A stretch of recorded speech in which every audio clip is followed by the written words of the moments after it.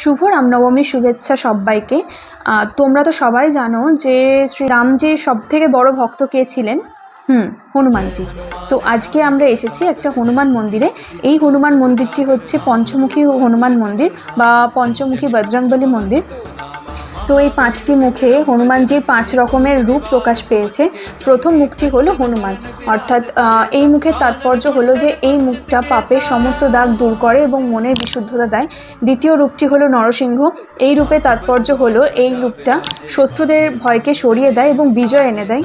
নরসিংহ হলেন ভগবান বিষ্ণুর সিংহ মানুষ অবতার, যিনি তার ভক্ত প্রহ্লাদকে তার দুষ্ট পিতা হিরণ্যকশিপুর থেকে রক্ষা করার জন্য এই রূপ নিয়েছিলেন।